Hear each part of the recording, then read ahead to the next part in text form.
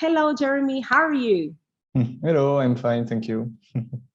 Thank you so much for being here. And I know that you are so busy in that time about the investment for the PILI. So thank you so much for your time. I'm not going to take so much time for you, but just tell us how did the PILI start, and a little bit about your profile, because it's curious, your profile. Yes, sure, with pleasure. So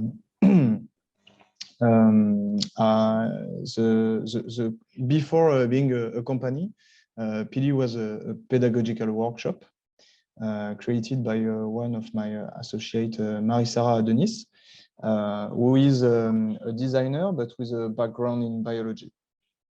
So she created this workshop to explain how we could potentially one day produce colors thanks to the ability of microorganisms to transform biomass, like sugar, for instance, into colors.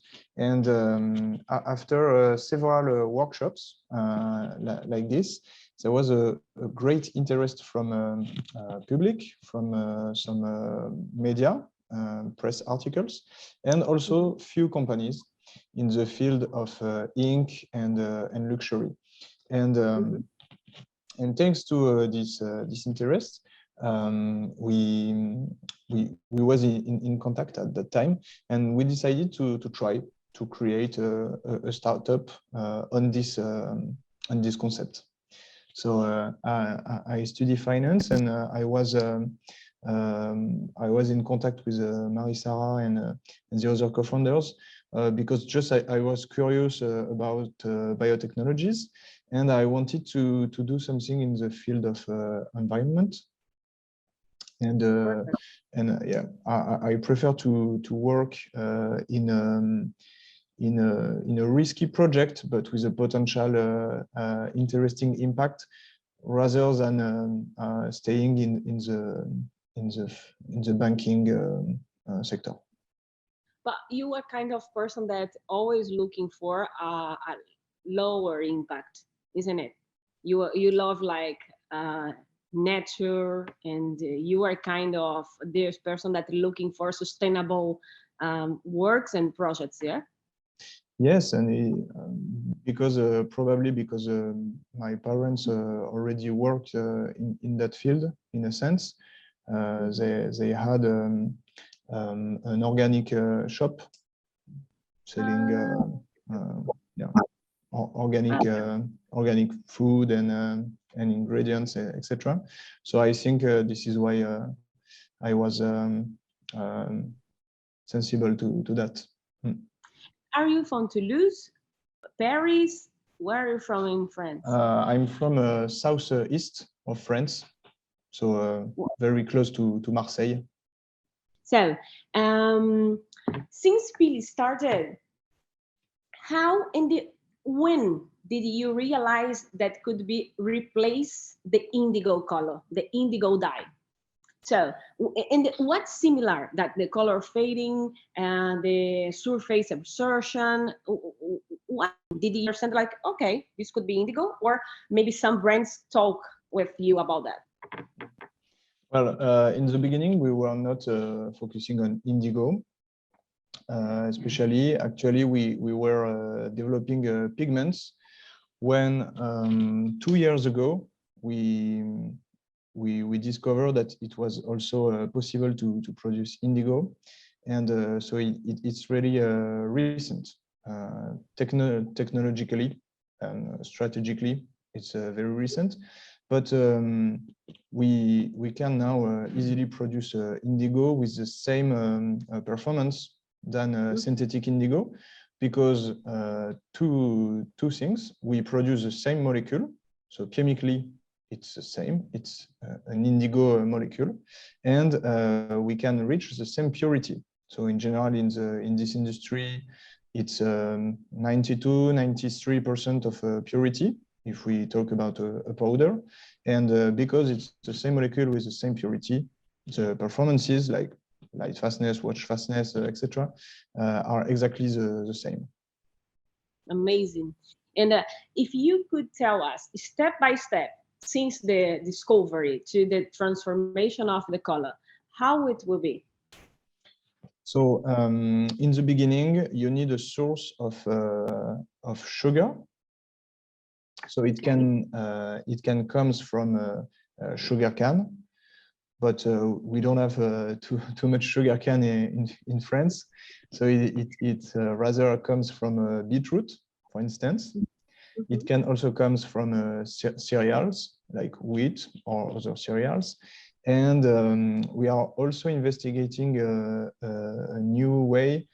We could use paper waste because, in fact, you have sugar from cellulosic sources. So there is cellulose in trees, in plants, yeah, many different, almost plants have cellulose. So in fact, you can extract sugar from many different biomass. What you need is a reliable source of biomass. So beetroot, sugarcane, or paper could be a relevant source. Okay, and so as I understand it, the color is produced by microorganisms, bacteria. So it's the bacteria that release the color, or is the result of the combination of foods that you are giving the bacteria? No, in fact, the bacteria even not really produce the color. Well, it depends the cases, but our process is like a copy of the way the chemical industry is organized, but we do not use fossil raw materials. And we also reduce and we clean as much as we can the chemical processes. So in the industry, you have a limited number of chemical intermediates. It's a molecule, but it's called an intermediate because it's not a final product. It's used as a building block, you know, for when you play with Lego or some things that you need to build. It's a building block. So you use this molecule. One molecule can lead to 20, 30 different, 50 different molecules. So the fermentation in our case is very useful to produce bio-based building blocks. And those building blocks are transformed through green chemical processes into different dyes and pigments. And when I mean green chemistry, to define the green chemistry, there are 12 principles that we need to respect. So it's not always possible to respect all the 12 principles, but our goal is not to be 100% bio-based and everything that is the best in the world. Our goal is to have a better solution than what is existing today, and we are going to increase the sustainability and increase environmental performance every year by improving the processes. So in general, in green chemistry, you try to recycle solvents. You try to use non-toxic solvents or reactive. So for instance, in several chemical steps we use water as a solvent. We can use light to bring energy and transform chemically a building block into indigo, for instance. And this is not always possible to use just water and light. But at the end, what is very important is to decrease the CO2 emission of 1 kilogram of indigo, to have at least 60–70% of bio-based content inside. In the case of our indigo, we already succeed to reach approximately 90% of bio-based content. It means that the atoms that are in the molecule comes from plants. And you not only reduce the CO2 emissions, but you also avoid the use of fossil raw materials like coal, petroleum, or petroleum byproducts.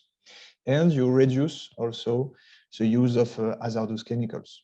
So, for instance, in the synthesis of indigo, you need to use aniline, sulfuric acids, some kind of potential dangerous chemicals. We don't use such chemicals. So there is an impact on CO2 emissions, but also on the reduction of chemicals in general, and we avoid the massive use of fossil-based raw materials. And what the PILI's process works in the industry dyeing machine? Have you tested? Yes, since the molecule is exactly the same, you use it exactly like a synthetic indigo. Okay. Yeah. So of course, the best is to use this product in the most sustainable processes. Yeah. So it's also important to look at what are the most sustainable processes. And since our product will be used in such processes, we'll also try to, well, we will propose to all our customers to use the most sustainable processes. Maybe sometimes if we talk about, if we talk with brands, maybe sometimes to propose them some mills that will be able to use these processes, and also if we can to help mills to integrate the most sustainable processes.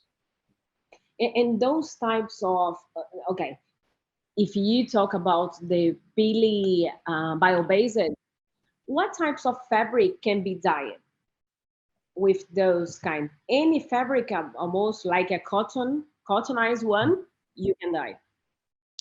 Yes, it depends on the dyes we can produce. So indigo is mainly used for denim in a very specific vat dyeing process. And regarding other colors, we are currently developing products for synthetic fibers, which is called dispersed dyes. And we also look at innovation for the dyeing of cotton with every colors, not only the blue of the indigo. And on that topic, we are not ready yet to commercialize a solution. But we made a very interesting results recently after 3 years of research. So we are going to develop this process and see if it's viable at industrial scale in the next 2 years. Okay, perfect. And do you have indigo, and do you have many colors, right, to offer? You have like a palette of colors to offer about bio-based colors, pigments. So each color, each molecule is a work, is a huge work to develop this at industrial scale. So we are right now industrializing indigo. We expect to produce several tons next year, and dozens of tons in the coming years. We will start to industrialize pigments next year. So pigments are mainly used in in inks, paint and coatings, and plastics, but it could also be used potentially in textile printing. Mm-hmm. We are currently discussing with a company specialized in formulating textile printing inks, and we'll try, of course, to commercialize this solution in the coming years. And we are, as I say, we are also working on textile dye stuff ranges. So for synthetic fibers, and for cellulosic fibers, it's another technology because it will involve probably a change in the dyeing process, but this is not our core focus right now. For the moment, we want to replace existing fossil-based dye stuff with a bio-based version without changing the dyeing process, because we think it's a huge challenge to propose a new dyeing process, because it means that textile mills have to invest in new machineries, and we know that it can be complicated. Yeah, I completely understand. And is there some possibility of bringing PILI or those kind of ideas into our region? Sure. Sure. We are already discussing with textile mills in Central America. So we are clearly looking at all the regions that are currently using Índigo, and there are some countries in Central and South America that are key countries for the production of denim. And about the price, of course, I know that sometimes it's the last question. Huh? Sometimes we work in massive industry, and I think that's for Latin America people. We always are questioning about, yeah, but sustainable it's expensive for me now. And I think that this kind of excuse, because it's expensive because you are not making the demand. If you demand it, you transform it in massive, and of course the cost is a little bit low. So, and now if we compare about the bio-based Índigo and normal one, synthetic one, there's a big difference about the price, or what? Yeah, just sure. So as you said, it's all related to production volume. So of course, when you produce at little volumes, so the Índigo market is a 60,000 tons market per year. So if you produce only some dozens of tons, it's sure that you cannot be competitive. And the order of magnitude is like the plant-based Índigo. If you produce at those scales, so a few tons or a few dozens of tons, you will be between 5 and 10 times more expensive than synthetic Índigo. So at the end, on the total cost of the product, it's not so much, but we are definitely targeting to be price competitive with Índigo, for the only reason that our goal is to decrease the CO2 emissions of this industry. Yeah, it's true. It's not about only the price that you have to pay over now, because you already destroyed everything. So you have to keep this alive. And as human being, as a mother, I think that sometimes we have to understand that we have to rebuild the earth to be here. And it's not the way, we don't have the way out just to making things as we are making now. So we have to rethink, and every single small change, it's a change. Doesn't matter if it's a big one like PILI, because for me it's a amazing discovery as a denim expert. And I think that this could be like a one after and before for us. And I really congratulate you for bringing PILI in the TRIPPIN'BLUE, and all of your team, because I know that's not about a person that created or somebody that make the business. It's a big team inside the PILI, and it's amazing know that every single person can improve a project, can build a project together. So thank you so much. Good luck with every single project that you are doing now. and good luck with the investment. I know that it's gonna be very good to celebrate in Latin America. That PILI it's growing faster than we can imagine. Muchas gracias, Ana. Viste, al final. Thank you so much, Jeremy. Thank you. And we are seeing each other for sure in France or in Latin America or in Central America. Yeah, for sure. Thank you. Bye-bye. Bye-bye.